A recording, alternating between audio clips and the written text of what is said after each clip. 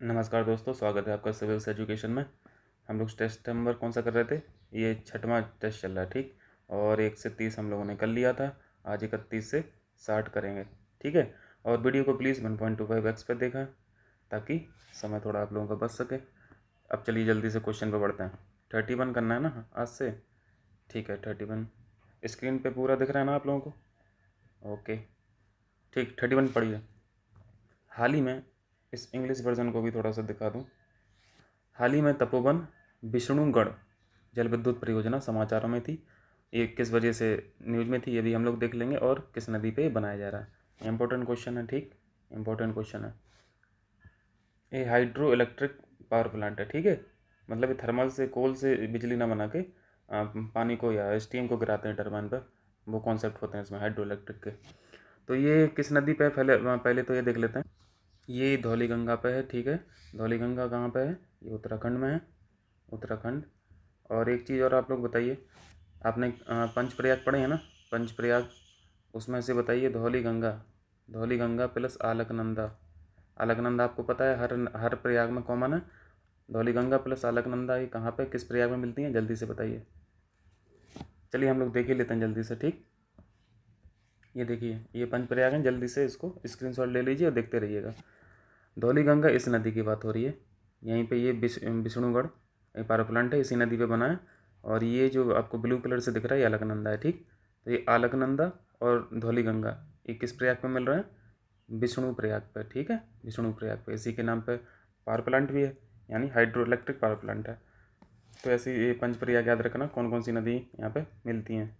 और अलकनंदा सभी में कॉमन होती है, ये आप लोग जानते हैं। चलिए वापस क्वेश्चन पे चलते हैं। तो आंसर क्या होगा? धौली गंगा, ठीक। चलिए 32 देखिए। What is ब्रुकनेसिया Nana that was heard widely in the news. अभी हाल ही में न्यूज़ में ये रहा है ब्रुकनेसिया नाना, ये क्या है? प्रजाति है, क्या है, रोग है, क्या है? तो हम लोग इसका सीधा फिगर देखते हैं, फिर बताना क्या है ये देखिए, ये क्या चीज़ है? ये न्यूज़ में इसलिए है क्योंकि इसकी खास बात क्या है, ये स्मॉलेस्ट स्मॉलेस्ट मेल रेप्टाइल है। रेप्टाइल समझते हैं ना, सरीसृप। दूसरा इंपॉर्टेंट पॉइंट क्या है? ये मेडागास्कर में पाए जाते हैं। सॉरी, मेडागास्कर, मेडागास्कर किस ओशियन में है? ये बताइए जल्दी से। इंडियन ओशियन में। और इसकी जो लंबाई है वो मात्र 21.6 mm। देख रहे हैं इसका आकार? देख रहे हैं? सिर्फ फिंगर पे एक नाखून पे रखा है, मतलब फिंगर टिप के आकार के बराबर मात्र इसका साइज है। और है क्या ये गिरगिट की प्रजाति है, ठीक। गिरगिट की प्रजाति, ठीक है। आगे बढ़ें। ऐसे ही है, यहाँ पे साइज़ देख लीजिए, यहाँ पे और मेजरमेंट करके साइज़ पाम पे रखा है, छोटा सा साइज का। नेचर में इन सभी का भी बहुत अच्छा खासा इंपॉर्टेंस होता है, ये आप लोग अच्छे तरीके से समझते हैं। इसलिए तो हम लोग ये सब पढ़ते हैं, नहीं तो क्या ज़रूरत है इनको पढ़ने का हम लोगों को। नेचर में हर एक जीव की अपनी एक भूमिका है ना। चलिए फिर पढ़ते हैं आगे। तो इसका आंसर क्या हो जाएगा?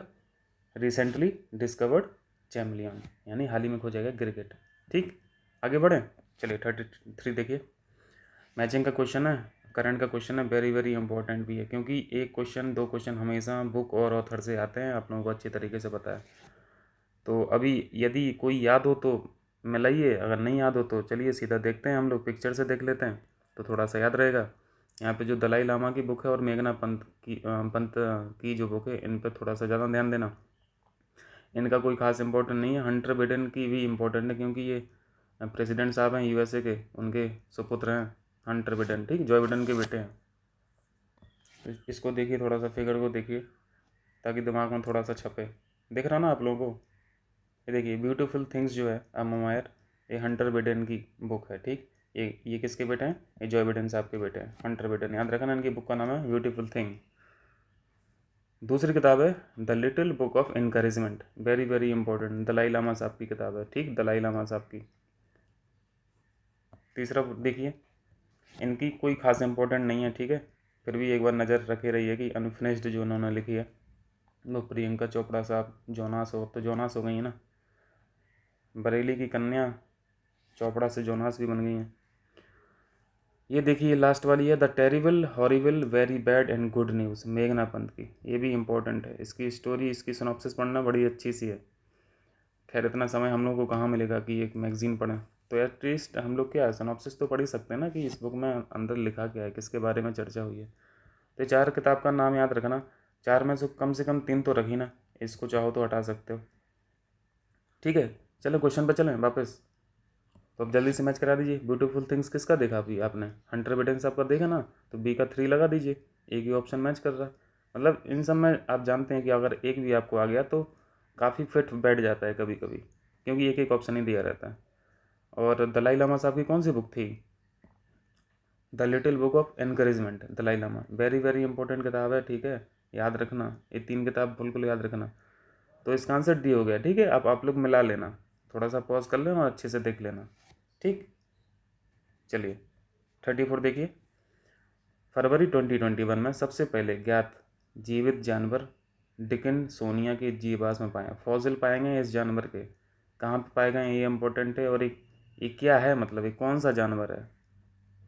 अब इस जानवर के बारे में तो लिख रहे हैं कि ये बेसल एक जानवर था, बेसल जानवर की प्रजाति है। बेसल मैंने नेट पर देखा, मुझे कुछ मिला नहीं इसके बारे में। ठीक है, तो इसको मारो गोली, ये बेसल की प्रजाति है, किसकी प्रजाति है, हटाओ इसको।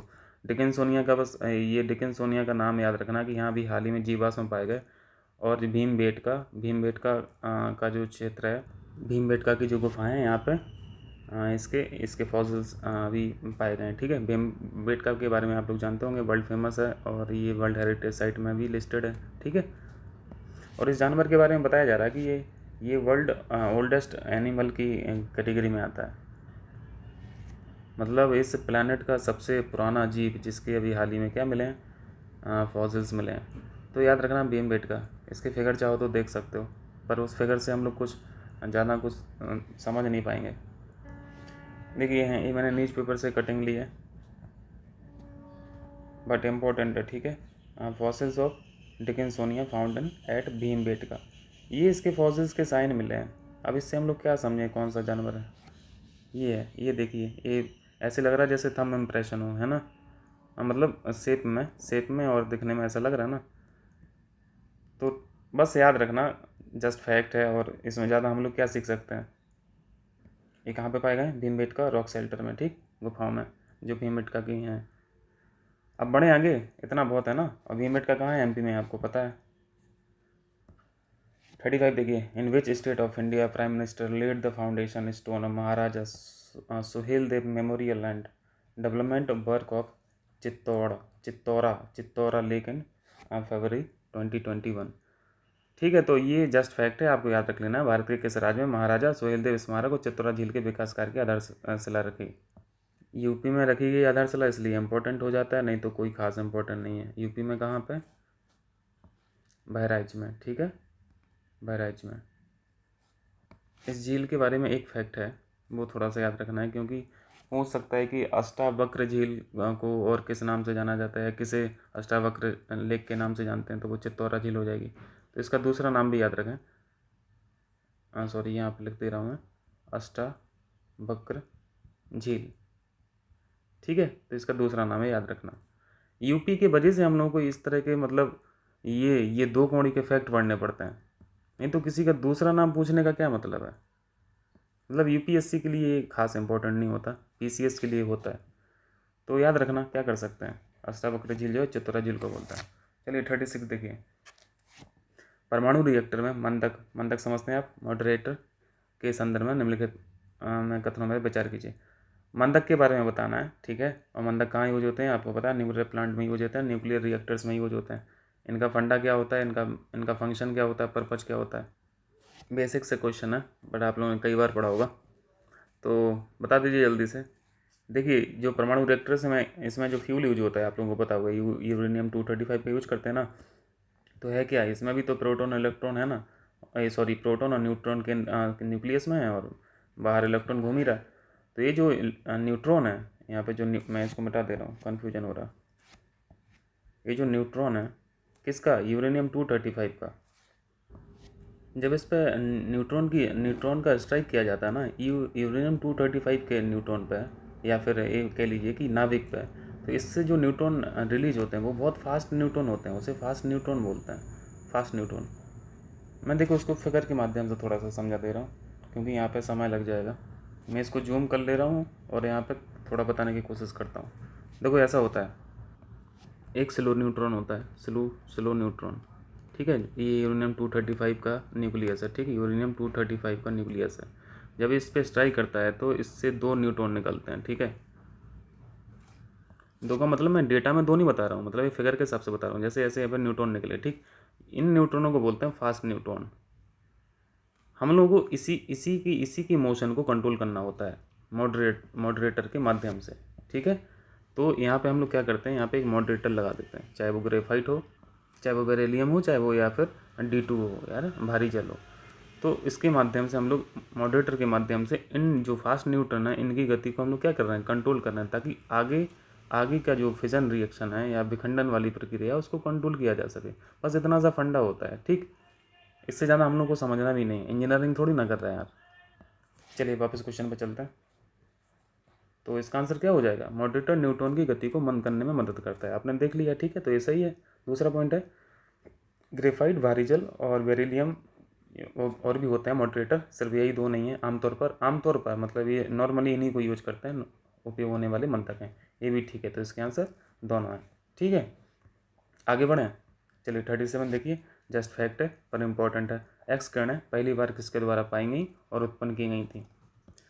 आपको पता है एक्सरेज जो है वो क्या है, इलेक्ट्रोमैग्नेटिक वेव है ना, ये MW है, इलेक्ट्रोमैग्नेटिक वेव है। आपने स्पेक्ट्रम में पढ़ा था, कल मैंने स्पेक्ट्रम आपको बताया था, फिगर से भी बताया था। हाँ कि जो जो उनकी पेनिट्रेशन जो क्षमता होती है वो किस पर डिपेंड करती है, वो वेवलेंथ पर डिपेंड करती है, ठीक, फ्रीक्वेंसी पे डिपेंड करती है। तो वो आप लोगों ने जाना था।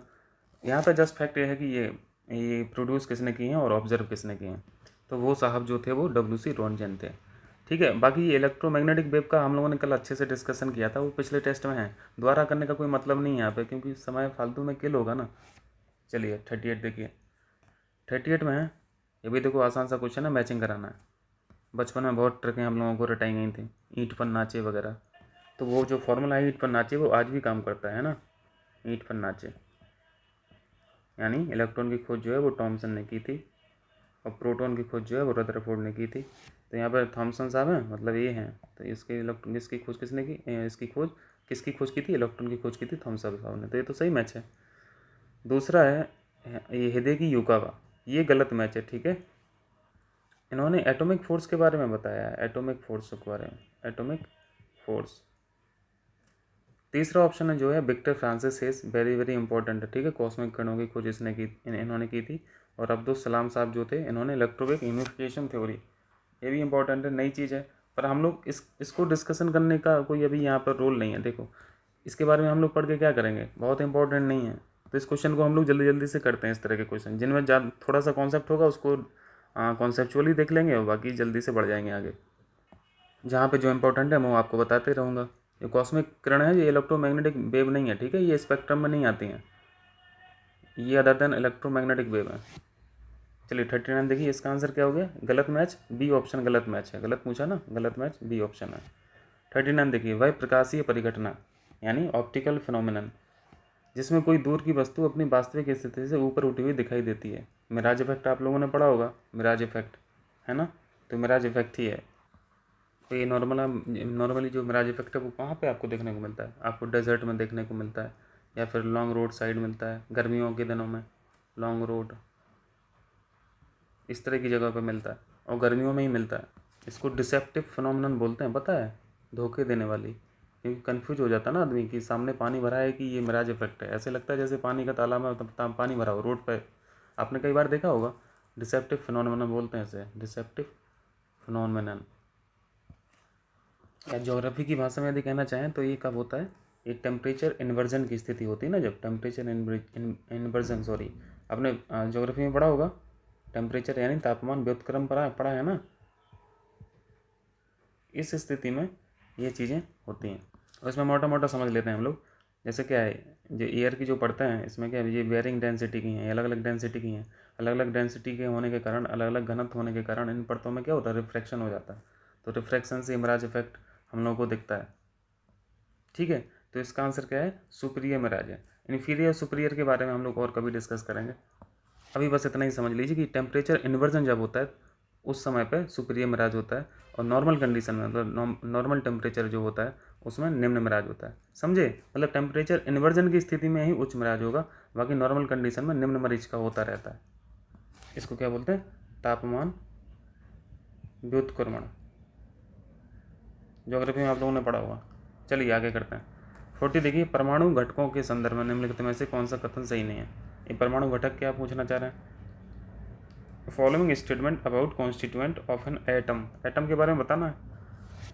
जैसे हम लोगों ने कल डिस्कस किया था कि पूरा यूनिवर्स जो वो क्या है, वो मैटर से बना है। आपको पता है, पदार्थ से बना है, मैटर से बना है। और सारे मैटर किससे बने हैं? एटम से बने हैं। और एटम किससे बने हैं? एटम के अंदर क्या है? प्रोटॉन है, न्यूट्रॉन है, और उसके चारों तरफ उस एटम के न्यूक्लियस में प्रोटॉन और न्यूट्रॉन है, और उसके चारों तरफ इलेक्ट्रॉन कक्ष में गति करता है, मोशन करता है। यही तो है ना। और ये एटम होते कहाँ हैं? आप लोगों को कल बताया था, हर जगह, हर जगह होते हैं। यूनिवर्स में जो कुछ भी आपको दिख रहा है सब कुछ इसी से बना है। ठीक है, 118 एलिमेंट है पीरियोडिक टेबल में, सब कुछ इन्हीं के कॉम्बिनेशन से बना है। Except energy, except energy. Energy को काउंट मत करना, एनर्जी नहीं बनी है इनसे। इनसे प्रोटॉन, न्यूट्रॉन और इलेक्ट्रॉन से एनर्जी नहीं बनती है। एनर्जी का अलग जलवे हैं क्या? ये फोटोन से बनते हैं। इलेक्ट्रोमैग्नेटिक वेव में क्या है? फोटॉन्स हैं, फोटॉन्स। ठीक है, ये मोटा मोटा था। अब जल्दी से देख लीजिए। प्रोटॉन और न्यूट्रॉन मिलकर एक परमाणु के नाभिक का निर्माण करते हैं। यानी प्रोटॉन और न्यूट्रॉन जो है वो नाभिक में रहते हैं किसी भी एटम के। ठीक है, और इसके चारों तरफ जो है कक्षा कौन लगाते हैं? इलेक्ट्रॉन लगाते हैं। और ये सब चार्ज पार्टिकल हैं। प्रोटॉन पॉजिटिव होता है, इलेक्ट्रॉन नेगेटिव होता है, इसलिए चक्कर लगा रहा, नहीं तो भाग इसको छोड़ देता है कब का। ये हम लोग न्यूड आँखों से देख नहीं सकते हैं। ठीक है, लेकिन ये सब चलता रहता है। आपकी बॉडी, आपकी स्किन, आपके कपड़े, आपका आपका बेड, आपका फर्श, हर चीज़ इसी से बन रही है। ठीक है, तो क्या कह रहा है? प्रोटॉन न्यूट्रॉन, ठीक है, नाभिक में हमने बैठाल दिए, निर्माण कर दिए। ठीक है, दूसरा, प्रोटॉन धनात्मक रूप से आवेशित परमाणु कण है। प्रोटॉन पॉजिटिव होता है। ठीक है, प्रोटॉन पॉजिटिव होता है, इलेक्ट्रॉन नेगेटिव होता है, इसलिए ये कक्षा करते रहते हैं। न्यूट्रॉन में कोई चार्ज नहीं होता। तीसरा पॉइंट देखिए, एक परमाणु में प्रोटॉनों की संख्या इलेक्ट्रॉनों की संख्या के बराबर होती है। तो ये भी सही है, प्रोटॉनों की संख्या इलेक्ट्रॉनों की संख्या के बराबर ही होती है। चौथा पॉइंट पढ़िए, प्रोटॉन की खोज रदरफोर्ड सामने की थी, ये भी सही है। फिर गलत क्या है? इसका मतलब है हम लोगों ने कुछ मिस कर दिया। और मिस क्या कर दिया? हम लोग देखते हैं ठीक से। पॉइंट नंबर 2 पढ़िए, प्रोटॉन धनात्मक रूप से आवेशित, यहाँ तक तो ठीक है, पॉजिटिवली चार्ज है। लेकिन ये परमाणु कण है या कि नहीं है? परमाणु कण थोड़ी ना है, ये एटॉमिक पार्टिकल ना होकर सब एटॉमिक पार्टिकल होता है, सब एटॉमिक पार्टिकल। ये तो प्रोटॉन, न्यूट्रॉन और इलेक्ट्रॉन जो हैं वो तो खुद एटम के अंदर हैं। ठीक है, मतलब इनके साइज एटम के बराबर नहीं है, एटम के बराबर नहीं है, ये एटम के अंदर है। मतलब एटम से इन लोगों का मतलब ये जो 3 पार्टिकल हैं इनका एटम से बहुत कम साइज है। ठीक है, तो जिनका कम साइज कम होता है एटम से उनको सब एटॉमिक बोलते हैं। प्रोटॉन के अंदर एटम थोड़ी ना रह रहा है, एटम के अंदर प्रोटॉन, न्यूट्रॉन है, इलेक्ट्रॉन है। ठीक है, प्रोटॉन के अंदर नहीं है ये एटम। ठीक है, क्लियर है? तो यहाँ पे परमाणु कण की जगह क्या होना चाहिए? सब एटॉमिक होना चाहिए। ठीक, इसलिए ये पॉइंट गलत हो गया। इंपॉर्टेंट क्वेश्चन था। ठीक है, 2-3 इसमें पॉइंट हम लोगों को निकल के आए हैं फैक्ट। आगे बढ़ें। गलत पूछा था ना तो गलत बता दिए। 41 देखिए, भौतिक परिवर्तन यानी फिजिकल चेंज क्या चीज़ होती है? फिजिकल चेंज का मतलब भौतिक परिवर्तन चेंज कर दो, भौतिक परिवर्तन है। यानी पेड़ से कार बना दो, भौतिक परिवर्तन हो गया। कपूर से गैस बना दो, भौतिक परिवर्तन हो गया। गैस से सॉलिड बना दो, भौतिक परिवर्तन हो गया, है ना। यही तो है भौतिक परिवर्तन, फिजिकल चेंज जो है। आदमी के शरीर को शेर बना दो, भौतिक परिवर्तन। तो ये तो कल्पना वाली बातें होंगी। अब देखिए फिजिक्स में क्या है, केमिस्ट्री में, फिजिक्स में भौतिक परिवर्तन का क्या मतलब होता है? तो देखो, इन 2 तरह के जो चेंज हैं, फिजिकल चेंज और केमिकल चेंज, इसमें हम लोगों को 2 चीज़ें देखनी है। यहाँ पे मैं लिख दे रहा हूँ, यहाँ पे जल्दी से लिख दे रहा हूँ। फिजिकल चेंज में देखो होता क्या है, इसमें रूप तो बदल जाता है। ठीक है, रूप तो बदल जाता है, लेकिन उस नए रूप को हम पुराने रूप में भी ला सकते हैं। ध्यान रहेगा।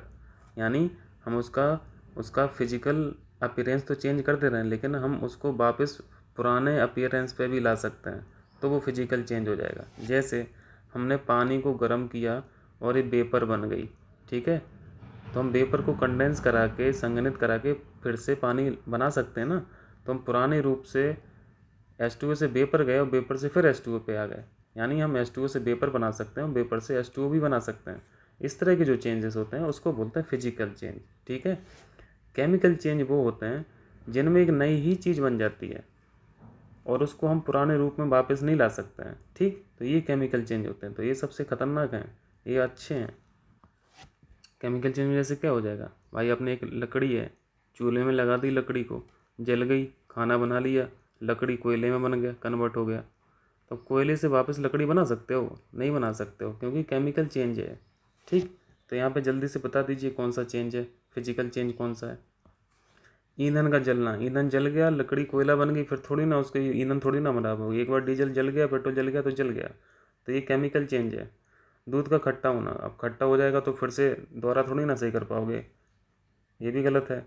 सीमेंट का जमना, सीमेंट को जमा दो और उस पर पानी, अगर इस हिसाब से आप पानी डालोगे तो वो फिर से सीमेंट बन जाएगा, तो ऐसा नहीं हो, और टाइट हो जाएगा, ठीक है। तो ये गलत हो गया।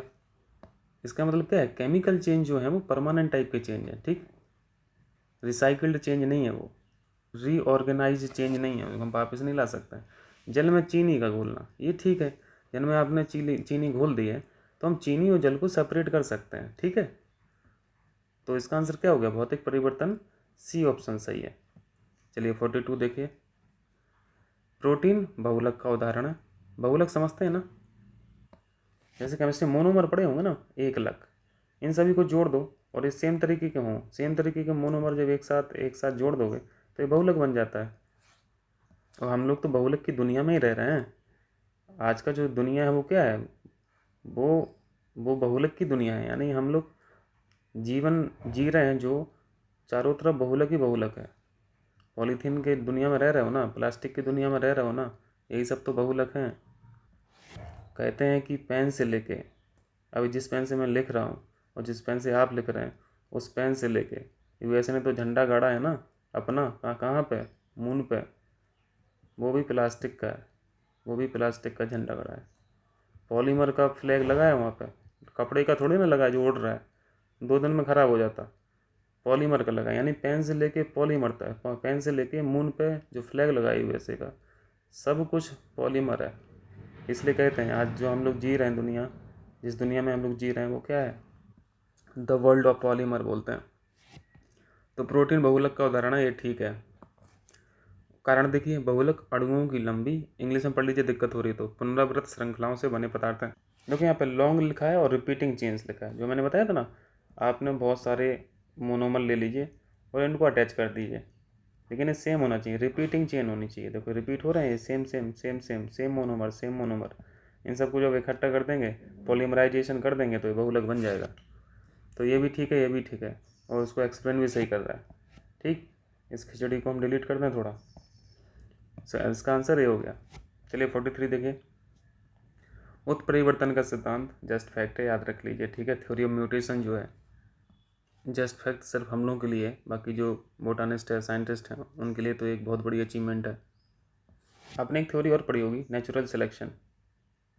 नेचुरल सिलेक्शन ये एक तरह से ये समझ लीजिए कि इसी के अगेंस्ट में है, नेचुरल सिलेक्शन के अगेंस्ट में इस थ्योरी का इस थ्योरी का जो है वो उत्पत्ति हुई थी या डिस्कवर हुई थी, या इन्वेंट कह लीजिए, ब्रीज साहब द्वारा। इनका मानना था कि जो नई प्रजातियाँ होती हैं ना, नई प्रजातियों का जो ट्रांसफॉर्मेशन है वो अचानक से होता है, ये ऐसा ब्रीज साहब बोलते थे, लेकिन नेचुरल सिलेक्शन में नहीं था ऐसा। मतलब ये जो थ्योरी आई है ना, थ्योरी ऑफ म्यूटेशन, वो पूरी डार्विन की थ्योरी से बिल्कुल अपोजिट थी। डार्विन साहब बोलते थे नेचुरल सिलेक्शन में कि जो नई प्रजातियां आती हैं वो स्लोली और सतत, उनमें सतत परिवर्तन होता रहता है, मतलब उनमें सस्टेनेबल चेंजेस होते हैं, मतलब ग्रेजुअली चेंज होते रहते हैं। लेकिन थ्योरी ऑफ म्यूटेशन बोलती है ना, नई प्रजातियाँ जो आती हैं ना वो अचानक से हो जाती हैं, एक झटके से हो जाती हैं, उनमें जो परिवर्तन होते हैं वो एक झटके से हो जाते हैं। तो ये जो ब्रीज साहब थे ये सतत परिवर्तन पे विश्वास ही नहीं करते थे, सतत परिवर्तन, ये सतत परिवर्तन पे विश्वास नहीं करते थे, इनको चाहिए था असतत, असतत परिवर्तन पे बिलीव करते थे। तभी तो बोलते थे कि जो नई प्रजातियाँ आएंगी उनमें जो चेंजेस होंगे वो अचानक होंगे, ठीक है, सतत ना होगे, असतत होगा। उनमें नई प्रजातियों में जितने भी चेंज दिखेंगे वो सारे के सारे सडनली होंगे, ठीक है, अचानक से होंगे। तो आप लोग बताइए, नेचुरल सिलेक्शन ज़्यादा फिट बैठती है थ्योरी स्पीसीज़ के डेवलपमेंट में, या फिर थ्योरी ऑफ म्यूटेशन फिट बैठती है? ये तो विकास को बोलते थे, ये प्रजातियों के विकास को तो एक झटकेदार और असतत प्रक्रिया मानते थे, जबकि डार्विन साहब नहीं मानते थे। डार्विन उसको ग्रेजुअली और सतत रूप से देखने वाले में से थे, ठीक। तो इसका आंसर क्या है? ये ब्रीज साहब की थी उत्परिवर्तन का सिद्धांत, थ्योरी ऑफ म्यूटेशन। 44 देखिए, निम्नलिखित में से कौन सा एक एरिकनेट है? वेरी वेरी इंपॉर्टेंट, हम लोगों ने पढ़ा है, कल या परसों पढ़ा है। एरिकनेट कौन होते हैं? इसको मिटा दो। एरिकनेट बताइए जल्दी। एरिकनेट वो होते हैं जिनके चार जोड़ी क्या होते हैं? पैर होते हैं। यहाँ पे मैं क्या लिख दूँ? 4 पेयर्स, या ये बोल दीजिए 8 पाँव होते हैं, 8 लेग्स होते हैं। और 8 पाँव किस किस के होते हैं बताइए? मकड़ी सबसे खतरनाक जो घर में रहती है, मुझे तो बड़ा डर लगता है इससे। और कौन सा आ जाएगा? स्कॉर्पियन, बिच्छू, स्कॉर्पियन। हम आपको इमेज दिखा दें जल्दी से, क्योंकि हम लोग इस पर डिस्कस कर चुके थे। आइए जल्दी से देख लेते हैं।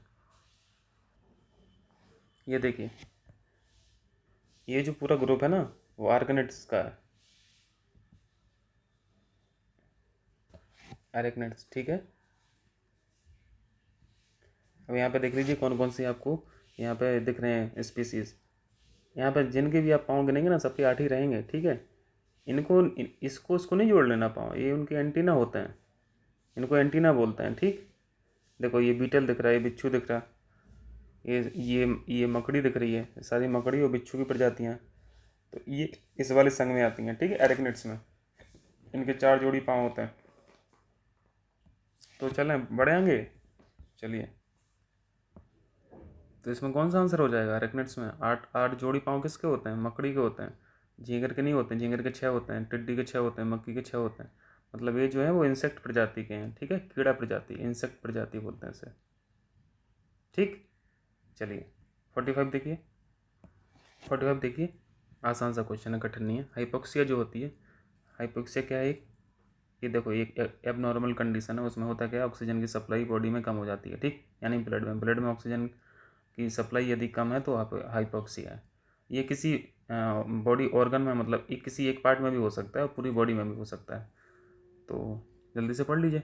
एक ऐसी स्थिति है जिसमें शरीर या शरीर का एक भाग, देखो पूरा शरीर ही हो सकता है और शरीर का एक भाग भी हो सकता है, जैसे एक हाथ हो सकता है, एक पाँव हो सकता है, जहाँ पे ब्लड सप्लाई नहीं हो रहा है, ऊतक स्तर पर ऑक्सीजन की आपूर्ति से वंचित होता है, ये भी ठीक है। दूसरा पॉइंट पढ़िए, हाइपोक्सिया रक्त में ऑक्सीजन का असमान रूप से निम्न स्तर है, लो लेवल तो है ही, तो ये भी ठीक है। तो आंसर दोनों हो गए, ठीक। चलिए आगे बढ़ें। 46 देखिए, निम्नलिखित में से किस देश में फेसबुक ने अपने उपयोगकर्ताओं को प्लेटफॉर्म पर समाचार देखने और साझा करने से रोक दिया? अच्छा क्वेश्चन है, कॉपीराइट वाला क्वेश्चन है एक तरह से, ये समझ लीजिए। देखिए भाई, फेसबुक जो बड़ी बड़ी कंपनियां हैं, सोशल मीडिया कंपनियां, वो सोशल मीडिया पे क्या न्यूज़ वगैरह के पॉपअप्स क्या है, देते ही रहते हैं। यूजर्स जो हैं, जो यूज कर रहे हैं ऐप को या उस सोशल मीडिया साइट को, तो वो भी अपलोड करते रहते हैं। तो बाकी जो न्यूज़ चैनल वाले हैं वो क्लेम कर रहे हैं कि भैया तो आप हमारा न्यूज़ का यूज कर रहे हैं तो हमें पैसा दीजिए, हमारा रॉयल्टी दीजिए। तो ये त्रिपक्षीय एक तरह से लड़ाई है, देखो सोशल मीडिया में और गवर्नमेंट में और प्लस न्यूज़ चैनल वालों में, सब अपनी अपनी रॉयल्टी के लिए मर रहे हैं, ठीक। तो अभी हाल ही में ऑस्ट्रेलिया के यूजर्स को अभी फेसबुक ने बंद किया है। सबको पैसा पैसा, बस पैसा ही पैसा दिख रहा है भैया। ऑस्ट्रेलिया आंसर होगा, ठीक है।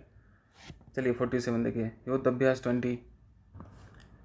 अभ्यास के बारे में आप लोग जानते होंगे, हर साल ऑर्गेनाइज होता है, एक्सरसाइज है, मिलिट्री एक्सरसाइज है, और हमेशा कौन रहता है? इंडिया प्लस यूएसए रहता है, ठीक है। इंडिया और यूएसए का युद्ध अभ्यास एक्सरसाइज होती है, फ्रांस नहीं होता है इसमें। तो आंसर 1 गलत है, पॉइंट नंबर 1 गलत है। पॉइंट नंबर 2 राजस्थान में हुआ, ये ठीक है, पॉइंट नंबर 2 सही है, ठीक। आगे बढ़ें, ये एक्सरसाइज पूछते हैं, ठीक है, एक ना एक एक्सरसाइज तो रहता ही है। युद्ध अभ्यास तो बहुत इंपॉर्टेंट है क्योंकि यूएसए है ना साथ में, इसलिए। हाल ही में डीआरडीओ द्वारा परीक्षण किए गए हेलेना और दूरभाष, पहली चीज़ तो ये जान गए आप कि दूरभाष और जो हेलिना है वो डीआरडीओ द्वारा बनाए गए हैं, ठीक। दूसरी बात क्या है कि हैं क्या है, तो वो भी जान लीजिए, ये क्या है? मिसाइल हैं, ठीक, मिसाइल हैं। कौन सी मिसाइल हैं? एंटी टैंक मिसाइल हैं, एंटी टैंक गाइडेड मिसाइल है। एंटी टैंक समझते हैं और गाइडेड का मतलब समझते हैं। चलो हम बता देते हैं। एंटी टैंक का मतलब है टैंक को भेदने वाली, टैंक को नष्ट करने वाली, टैंक को डैमेज करने वाली। ठीक।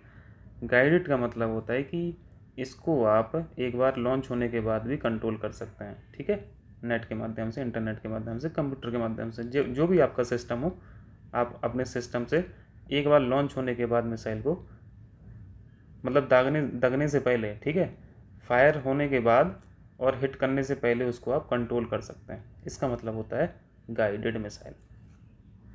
हिंदी में निर्देशित बोलते हैं ना, मतलब निर्देश दे सकते हो उसको, हिट करने से पहले भी आप उसको निर्देश दे सकते हो, वो वैसे काम करेगी फिर। तो इसका आंसर क्या हो गया? 42 का 48 का बी हो गया, एंटी टैंक मिसाइल। इसको देखना है, कुछ इस तरह की लगती है। देखो इन दोनों में फ़र्क क्या है, हाँ थोड़ा फ़र्क भी देख लीजिए। फ़र्क कुछ भी नहीं है। हेलिना जो वर्जन है इस मिसाइल का, उसको आर्मी यूज कर रही है, ठीक है, और ध्रुवास्त्र जो यूज कर रहा है, मिसाइल एक ही है, लेकिन आर्मी जब यूज कर रही है तो उसको हेलेना बोलना है, और एयरफोर्स यूज कर रही है तो उसको ध्रुवास्त्र बोलना है। ठीक, इसकी फ़ोटो देख लीजिए जल्दी से। ये हेलेना है, ठीक है, ये हेलेना है, यही ध्रुवास्त्र भी, यही हेलेना भी है। नेवी सॉरी आर्मी यूज करेगी तो हेलेना हो जाएगी, और एयरफोर्स यूज करेगी तो ध्रुवास्त्र हो जाएगी। 49 देखिए, इंपॉर्टेंट नहीं है, बहुत खास इंपॉर्टेंट नहीं है, चाहो तो स्किप भी कर सकते हो। किस देश के वैज्ञानिकों ने लंबे समय से मृत जंगली जानवरों की जमी हुई कोशिकाओं का उपयोग करके एक लुप्तप्राय ब्लैक फुटेड, ये क्या है, इंग्लिश में पढ़ना पड़ेगा, ब्लैक फुटेड फेरेट, ठीक है, का प्रतिरूप यानी क्लोन बनाया? वैसे अपने आप में है तो बहुत बड़ी अचीवमेंट है ना, मेडिकल साइंस के लिए बहुत बड़ी अचीवमेंट है, और ये इकोलॉजी के लिए भी कितनी हेल्पफुल हो सकती है, इसका अंदाज़ा आप लोग लगा सकते हैं। देखो हम लोग, हमारे पास बहुत सारी प्रजातियां ऐसी हैं जो संकटग्रस्त हैं, तो आप उसी के कुल बनाने लगो ना, इससे एक बड़ी हेल्प जरूर हो सकती है। मान लो कोई प्रजाति जो है वो बिल्कुल पूरी तरीके से विलुप्त हो गई है, ठीक, लेकिन उसके अवशेष बाकी हैं, आपने उन्हीं अवशेषों से तो बनाया है, उन्हीं मरी हुई कोशिकाओं का उपयोग करके, या आपने उसी कोशिकाओं का यूज करके आपने एक क्लोन बना दिया है। तो संकटग्रस्त प्रजातियों में हम लोग इस टेक्नोलॉजी का यूज कर सकते हैं। खैर अभी तो यूएसए ने किया है, हो सकता साइंटिस्ट जो लोग हैं वो अपने ही आगे हों, पॉसिबिलिटी तो है ही बहुत ज़्यादा। आंसर क्या हो गया? 1 हो गया। 50 देखिए, फायर सेफ्टी ट्रेनिंग के लिए, अग्नि सुरक्षा प्रशिक्षण के लिए डीआरडीओ ने एक एसडीसी यानी स्किल डेवलपमेंट सेंटर यानी कौशल विकास केंद्र का उद्घाटन किया। ये कहाँ पे किया? इंपॉर्टेंट है, ठीक, यूपी से है ना इसलिए इंपॉर्टेंट है। पिलखुआ में, उत्तर प्रदेश में उद्घाटन किया। पिलखुआ कहाँ पे? ये हापुड़ डिस्ट्रिक्ट में है, ठीक, हापुड़, ठीक है। चलिए आगे बढ़ें। 51, अति चालकता लागू होती है। ये आप समझते हैं, कंडक्टिविटी समझते हैं। कंडक्टिविटी का मतलब होता है, आप साधारण भाषा में समझिए इसको, कि इसमें रेजिस्टेंस पावर बहुत कम से कम हो, ठीक, रेजिस्टेंस पावर बहुत कम से कम हो, मतलब हम किसी चीज़ में कुछ भी फ्लो करा रहे हैं तो वो फ्लो हो जाए बिना किसी रोक टोक के। यदि रोक टोक उसमें हो रही है बीच में तो उसको बोलते हैं रेजिस्टेंस, यानी प्रतिरोध यदि होगा तो कंडक्टिविटी अच्छी नहीं होगी, प्रतिरोध जितना कम होगा कंडक्टिविटी उतनी अच्छी होगी, ठीक है। तो आपको कंडक्टिविटी हाई चाहिए तो आपको रेजिस्टेंस बहुत कम चाहिए होगा, ठीक, और आपको रेजिस्टेंस यदि जीरो करना है और रेजिस्टेंस जीरो होगा तब तो कंडक्टिविटी ना होके सुपर कंडक्टिविटी बन जाएगी, है ना, यही लॉजिक है। तो रेजिस्टेंस जीरो कर दो किसी भी चीज़ का तो आपकी जो कंडक्टिविटी है किसी भी मटेरियल की वो सुपर कंडक्टिविटी में बदल जाएगी, यानी रेजिस्टेंस कुछ है ही नहीं।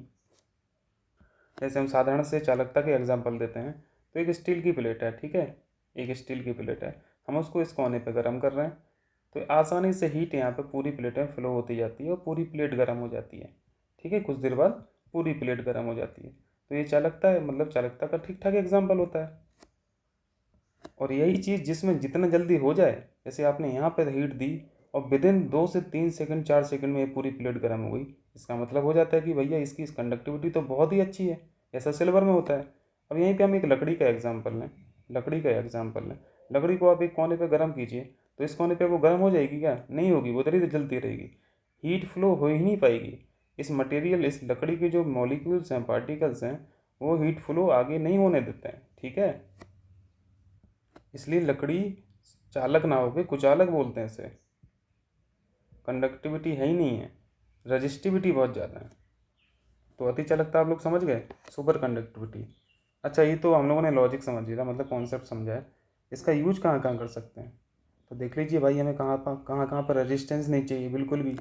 मैग्लेव ट्रेनों में रेजिस्टेंस दोगे तो पटरी पर नहीं उतर जाएगी। रेजिस्टेंस तो बिल्कुल चाहिए नहीं है, बिल्कुल नहीं चाहिए। तो ये तो बिल्कुल आंसर हो जाएगा।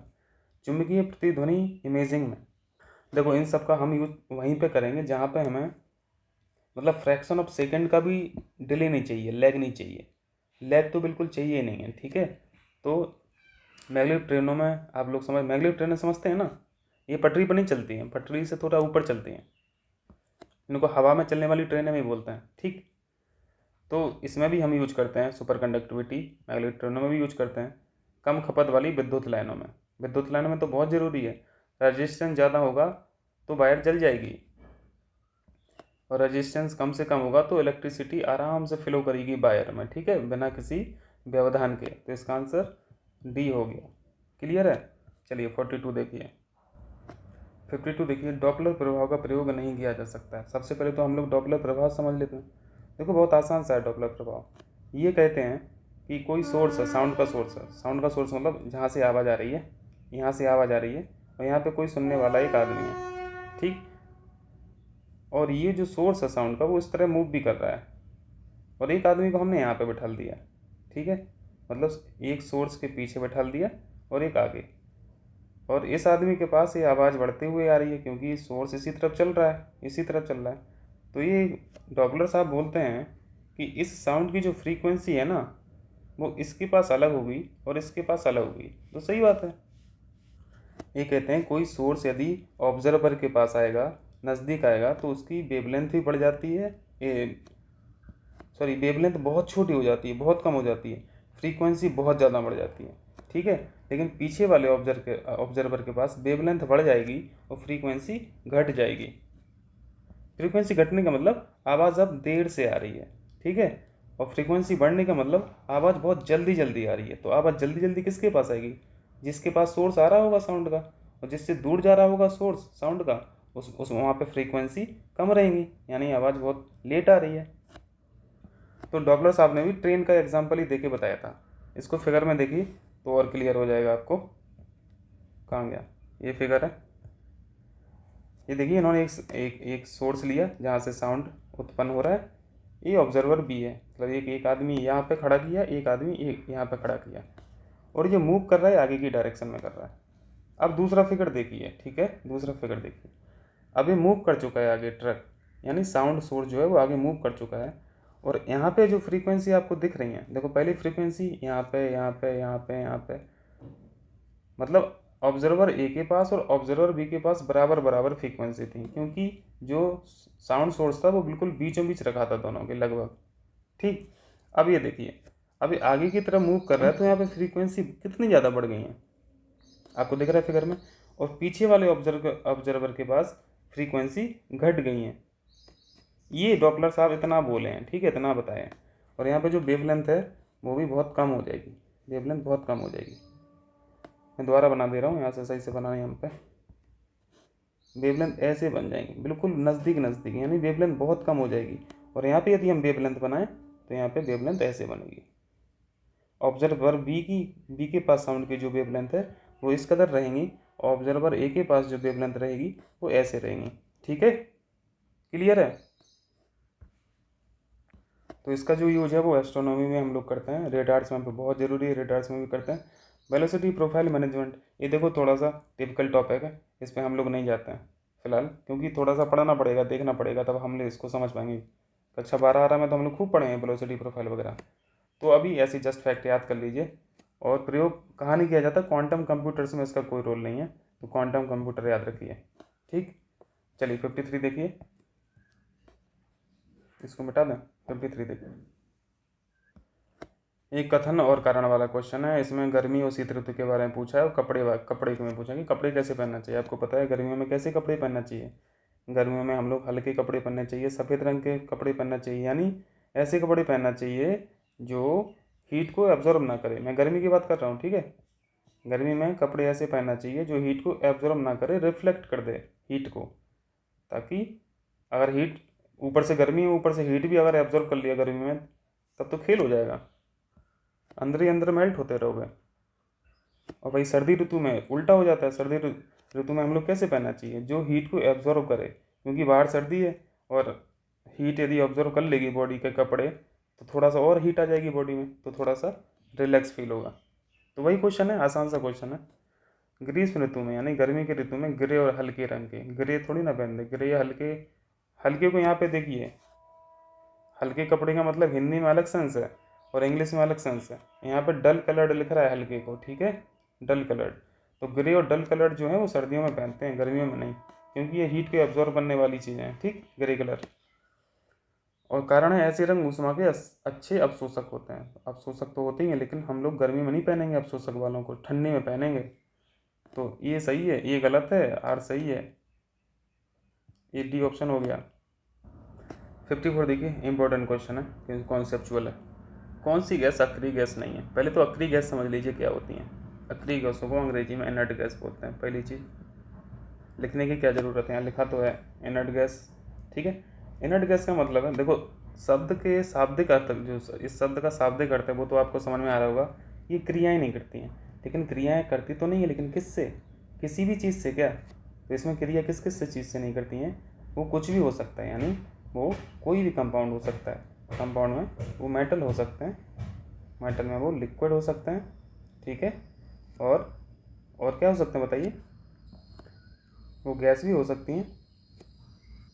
यानी at a given temperature and pressure inert गैसें इन सब चीज़ों से रिएक्ट नहीं करती हैं, ठीक है, इसलिए वो अक्रिय हैं। तो कितनी अच्छी बात है, इनका तो हम बहुत जगह यूज भी कर सकते हैं। तो आपने सुना भी होगा कि अक्रिय गैसों का हम लोग ज़्यादातर यूज, या गवर्नमेंट कहाँ यूज करती है, एक्सप्लोजन जहाँ हुआ रहता है, फायर को बुझाने के लिए, आग को बुझाने के लिए, फायर एक्सप्लोसिव जो एजेंसी हैं, ठीक है, वो बहुत ज़्यादा मात्रा में अक्रिय गैसों का यूज करती हैं, क्योंकि आग इन्हीं गैसों से बुझती है, क्योंकि उनको रिएक्ट करना नहीं है बाकी किसी से, तो ये काम कर देती हैं अपना।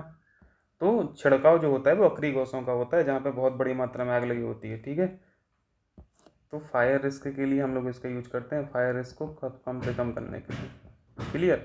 और ये शायद पीरियोडिक टेबल में ग्रुप 18 में है, ग्रुप 18 में आती हैं। ये खैर इंपॉर्टेंट नहीं है, पर अक्रिय गैसें हैं कौन कौन सी, ये तो इम्पोर्टेंट है। तो इसमें वही गैसें आती हैं, जैसे हीलियम हुआ, यहाँ पे लिख दूँ, हीलियम हुआ, नियोन हुई, आर्गन हुई, क्रिप्टॉन हुई, जीनॉन हुई, रेडॉन हुई, ठीक है, ये सब अक्रिय गैस हैं। तो देख लीजिए, नियोन दिख रही है, रेडियम भी है, क्रिप्टॉन भी है। ये कौन सी गैस आ गई, ओगेनेशन, ये तो कभी सुना ही नहीं था, ये भी कोई गैस है। चलो गूगल पर देखना क्या है, मैंने नहीं देखा, मैंने तो सुना भी नहीं था, तो आंसर यही हो गया।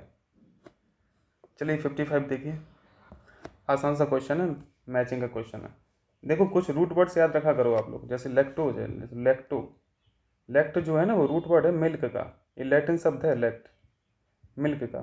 तो आप मिल्क में मिल्क पढ़ेंगे, खट्टा पढ़ेंगे, इसका मीठा पढ़ेंगे, मीठा वर्जन पढ़ेंगे, दही पढ़ेंगे, ये सब चीज़ें जो मिल्क से संबंधित चीज़ें पढ़ेंगे ना, उसमें आप लैक्टोज वाला जरूर पढ़ेंगे, लैक्टिक अम्ल से संबंधित चीज़ें जरूर पढ़ेंगे, मतलब ये वाला रूट वर्ड जरूर रहेगा उसमें।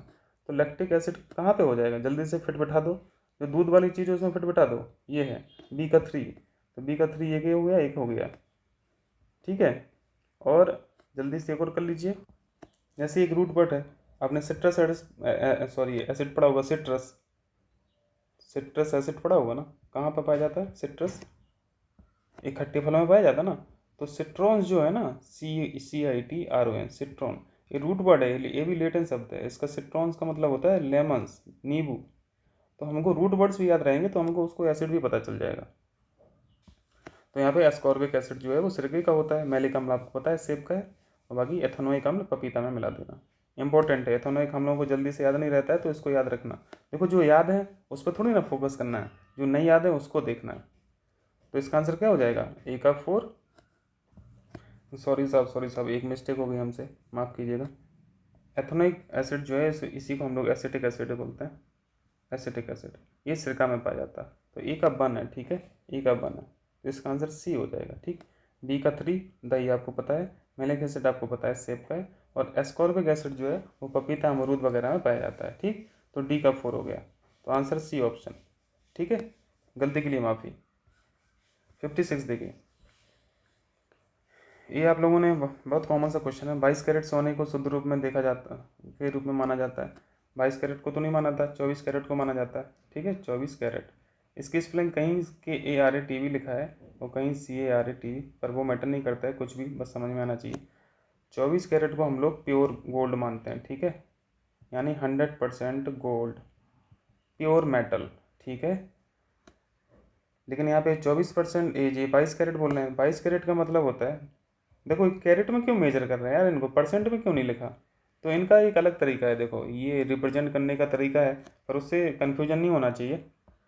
यहाँ पे 22 कैरेट का मतलब है, 22 कैरेट का मतलब होता है जो हाईएस्ट प्योरिटी जो है वो 24 में मेजर करेंगे। क्लियर? अब हम 22 कैरेट को देखते हैं कि कैसे मेजर करेंगे। 22 कैरेट का मतलब है कि 22 पार्ट जो है, 22 पार्ट इसमें गोल्ड है, प्लस 2 पार्ट क्या है, 2 पार्ट अदर मटेरियल है, अदर मेटल्स हैं। जैसे वो कुछ भी हो सकता है, चांदी हो सकता है, तांबा हो सकता है, कॉपर हो सकता है, निकेल हो सकता है। तो 24 कैरेट का मतलब क्या है, 22 पार्ट उसमें गोल्ड है और 2 पार्ट उसमें और दूसरा मेटल है, तब जाके ये क्या बनेगा। इसका मतलब है कि जो 24 कैरेट गोल्ड है ये तो प्योर मेटल है। इसको मेटल क्यों बोल रहे हैं, क्योंकि इसमें और कोई मेटल नहीं मिला है गोल्ड के अलावा। जब एक मेटल है तो मेटल ही ना होगा, और किसी मेटल में दूसरा मेटल मिला देंगे तो वो मेटल ना रह के एलॉय बन जाएगा। तो 22 कैरेट में क्या है, 22 कैरेट में 25 पार्ट तो गोल्ड है, लेकिन 2 पार्ट और दूसरा मेटल है। यानी जब 2 मेटल अलग अलग मिले हैं तो वो अब बोला जाएगा एलॉय। ठीक है, मिश्र धातु। तो पहला पॉइंट गलत हो गया है ना। दूसरा पॉइंट पढ़िए, शुद्ध सोने में चांदी या तांबे को मिलाकर एक मिश्र धातु बनाया जाता है, फिर इसे गहनों में रूपांतरित किया जाता है। ये ठीक है। देखिए, आपको एक माइंड में क्वेश्चन आ रहा होगा कि भाई हम 24 कैरेट से ही क्यों नहीं बना ले रहे हैं ज्वेलरी, उसको 22 कैरेट मतलब सबसे बेस्ट जो ज्वेलर्स के लिए हैं, जो आभूषण बनाते हैं वो 24 कैरेट वाले सोने पे नहीं बनाते हैं, वो 22 पे बनाते हैं, 22 कैरेट वाले सोने को बनाते हैं, यानी उसमें एलॉय मिला के ही बनाते हैं। इसका मतलब ये नहीं है कि वो जानबूझ के करते हैं, ये मजबूरी है, ये गोल्ड मेटल के साथ मजबूरी है। गोल्ड मेटल की जो एक प्रॉपर्टी होती है, वो थोड़ा सा मैं मैकेनिकल पे जाऊँगा अब। मेलिएबिलिटी, मेलिएबिलिटी का मतलब होता है कि इसको आप प्रेस कर करके चादर के फॉर्म में फ्लैट कर सकते हो हथौड़ा मार मार के, यानी मेलिएबल है। कोई मेटल मेलिएबल है, इसका मतलब है कि उसकी आप चादर बना सकते हो पीट पीट के, मतलब वो इतना सॉफ्ट है। तो 24 कैरेट पे यदि आप ज्वेलरी बनाओगे तो भाई उस पर जो कलाकारी करते हैं, आप जो जो डिज़ाइन वगैरह बनाते हैं, वो डिज़ाइन बनाओगे कैसे, वो इतना सॉफ्ट है कि वो सब उसी में मिक्स हो जाएगा। ये कुछ इस तरीके से है कि आप भाई गीली मिट्टी पे डिज़ाइन कैसे बनाओगे, उसको थोड़ा सा हार्ड करना पड़ेगा ना। तो हार्ड करने के लिए 2 पार्ट मेटल मिलाते हैं, उसी को बोलते हैं 22 कैरेट गोल्ड। ठीक है, तब जाके हम उस पर डिज़ाइन बना पाते हैं सोने पे, नहीं तो खरीदोगे नहीं 24 कैरेट का अगर गोल्ड की ज्वेलरी खरीदोगे नहीं, क्योंकि उस पर बनता ही नहीं है, डिज़ाइन ही नहीं बनती हैं, और बनती भी हैं तो बहुत बहुत मुश्किल से बना पाते हैं, बहुत टिपिकल होता है वो। ठीक है, इस वजह से 22 कैरेट को ज़्यादा प्रेफर किया जाता है। तो पहला पॉइंट गलत है, दूसरा सही है। देखो फिर से कबड्डी खेल लिया हम लोग। आंसर क्या हो गया 56 का सेकंड पॉइंट, सॉरी 57। देखिए आसान सा क्वेश्चन है, प्याज को छीलते समय आपको पता होगा आंसू क्यों निकलते हैं, आंसू सल्फोनिक अम्ल से निकलते हैं। ठीक, याद रखना। 58 देखिए, कोशिकाओं की आत्मघाती थैली। यहाँ देखो भाई, which one of the following is called suicidal वैग ऑफ सेल्स। कुछ चीज़ें मानव शरीर के अंदर ऐसी भी हैं जो जिस सेल में रह रहे हैं उसी को खाने लगती हैं। गजब चीज़ है। तो ऐसे जो महाशय हैं वो कौन है, कहाँ गया वो, इसका एक ऑप्शन डिलीट हो गया क्या। देखो मैं यहाँ पे लिख दे रहा हूँ, डी ऑप्शन यहाँ पे लिख दे रहा हूँ। मैं माफ़ी चाहता हूँ, इसके बाद मैं शायद स्कैन नहीं कर पाया। ठीक है, तो मैं वो अगले टेस्ट में कवर कर दूंगा, जो 2 क्वेश्चन छूटे हैं ना वो अगले टेस्ट में कवर कर दूंगा। तो यहाँ पे चौथा ऑप्शन वो है लाइजोसोम है। ठीक, लाइजोसोम है। लाइजोसोम का जो मेन काम होता है, देखो एक तो इनका काम होता है डाइजेशन का, पचाने का, दूसरा जो वेस्ट होता है ना, वेस्ट को हटाने का भी इनका काम होता है। ठीक, और लाइजोसोम के साथ दिक्कत क्या है कि जब ये डाइजेस्ट करते हैं किसी चीज़ को तो ये एक्स्ट्रा अमाउंट में डाइजेस्ट कर जाते हैं, जिससे एक जो नई सेल रहती है, फ्रेश सेल रहती है, वो भी डैमेज हो जाती है। ठीक है, अब वो डैमेज कर दी आपने, अब आपने ज़्यादा उसको पाचन कर दिया तो वो डैमेज हो गई। तो अब लाइसोसोम क्या करेंगे, अब ये सोचते हैं कि चलो वो डैमेज तो हो ही गई, उसको और डैमेज करना है, तो उसको ये पूरी तरीके से ख़त्म कर देते हैं। कौन? ये लाइसोसोम भाई साहब। उस सेल को जो थोड़ी बहुत पाचन के समय थोड़ा एक्स्ट्रा डैमेज हो गई थी, अब ये सोच रहे हैं कि चलो वो डैमेज तो हो ही गई, तो इसको पूरा ही खा लेते हैं। कुछ इस तरह का इनका काम रहता है लाइसोसोम का। ठीक है, तो इसका आंसर जो है ना, सुसाइडल बैग जो बोलते हैं लाइसोसोम को बोलते हैं। ठीक है, यहाँ पे वो छप नहीं पाया, मतलब मैं स्कैन करना भूल गया नेक्स्ट पे, उसके लिए माफ़ी चाहते हैं। और आज का वीडियो फिर इतना ही है। अगला वीडियो में हम लोग 61 से 90 कर लेंगे, और 2 क्वेश्चन जो इसके छूटे हैं ना, 59 और 60, ये भी कर लेंगे। ठीक है, तो बहुत बहुत शुक्रिया आप लोगों का, थैंक यू।